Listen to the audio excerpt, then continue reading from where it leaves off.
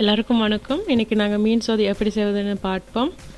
இது வந்து பெரிய விஷயம் இல்லை, நிறைய நேரம் எடுக்காது, மிகவும் சுலபமான முறையில் எப்படி செய்வதுன்னு நான் சொல்லி காட்டுறேன். மீனை வந்து நான் சுத்தம் செய்து வச்சுருக்கிறேன். அப்புறமா வந்து ஏலக்காய், கிராம்பு, மஞ்சள்,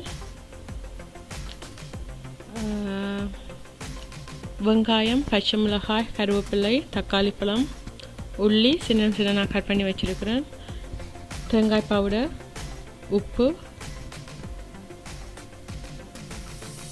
கொஞ்சம் மிளகு, அப்புறமா புளி கரைச்சி வச்சுருக்கிறேன். இப்போ நம்ம எப்படி செய்வதுன்னு பார்ப்போம். இப்போ ஒரு பாத்திரம் எடுத்து அதில் வந்து நாங்கள் வெட்டி வச்சுருக்கிற வெங்காயம், பச்சை மிளகாய், தக்காளி பழம், கருவேப்பிலை எல்லாம் சேர்த்துட்டு, உள்ளி எல்லாம் சேர்த்துட்டு, அப்புறமா வந்து மிளகு, சின்ன சீரகம், கிராம்பு, ஏலக்காய் வந்து நான் ரெண்டு சேர்த்துருக்குறேன்.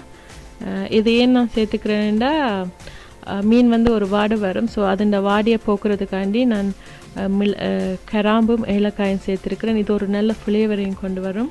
அப்புறமா தேவையான அளவு மஞ்சள், புளி வந்து நான் உண்டனவாக சேர்த்துட்டேன்.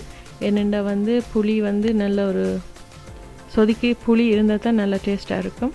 அப்புறமா வந்து தேவையான அளவு தண்ணி சேர்த்து நாங்கள் வேக விட போகிறோம். மீனையும் போட்டு வேக விட போகிறோம்.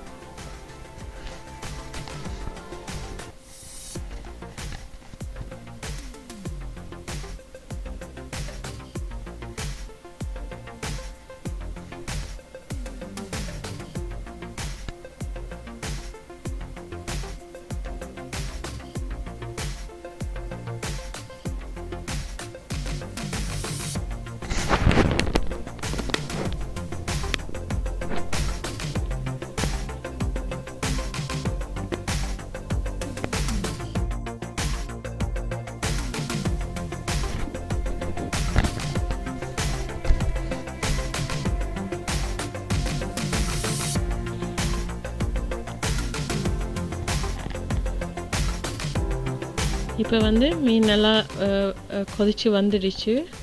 இப்போ வந்து நாங்கள் இந்த நேரத்தில் வந்து நாங்கள் கரைச்சி வச்சுருக்கிற தேங்காய் பவுடரை வந்து தேங்காய் பாலை வந்து நாங்கள் சேர்க்க போகிறோம்.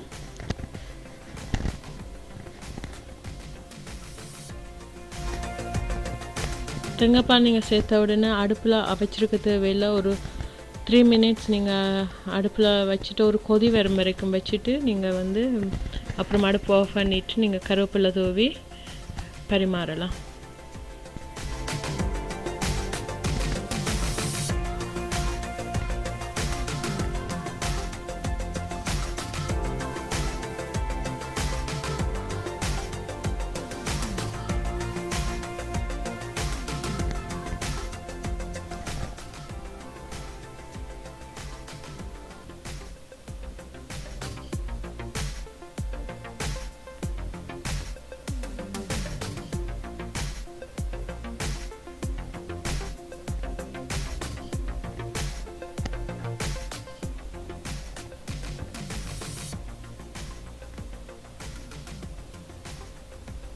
இப்போ வந்து சுவையான மீன் சோறு ரெடி ஆகிட்டுது.